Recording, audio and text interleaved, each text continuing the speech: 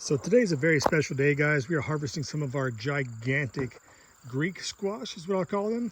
If you watched some of previous episodes, I've told you about how I've received some seeds from my friend who has a Greek restaurant. He got these seeds from his uncle from Turkey or Cyprus or somewhere.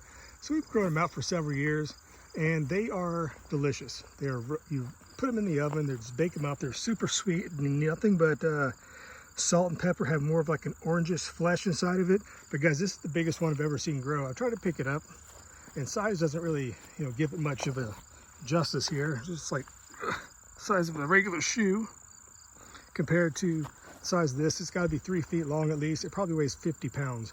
I'm not exaggerating. Yeah, and it's gonna rain here pretty soon, so I do need to get these out and probably under the porch so they get out of the rain, so they don't get moldy or rotten. It'd be a shame. But this is what I want to show you right here. Now this one here is about the size that I typically will have grown them, about 2.5 feet long or so. This is probably 30 pounder.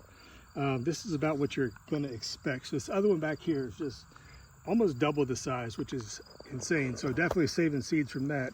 But check out this right here.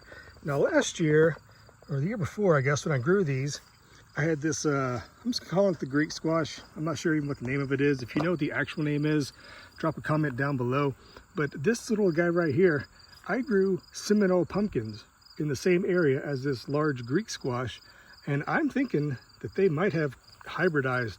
Look at this. This has the neck on it, which is just interesting. It has the base, maybe like the Seminole squash, or maybe the nexus never filled out all the way. I don't know. Maybe that's just how it was. Like the nexus didn't fill out, but maybe it was a cross. I don't know. It's very interesting.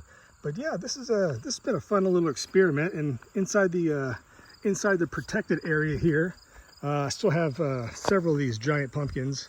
If I can get over the deer netting, look down there. There are several large pumpkins. They're still developing in there safely.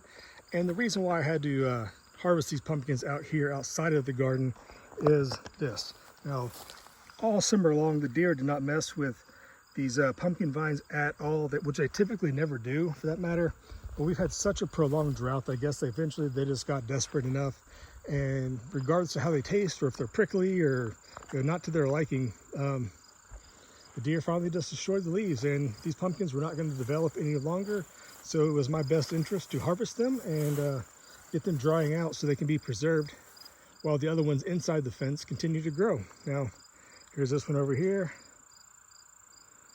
and this little guy right here for a comparison. So when I do a final weigh, I will actually take you guys along. We'll weigh them out, see how much each one of them weigh. But I'm going to assume this one's closer to 30, little guy maybe 15, and this bad boy over here, I'm going to say we're going to go for 50. I think it's going to weigh at least 50 pounds, but we'll find out. Check back later for the weigh off. Bye-bye.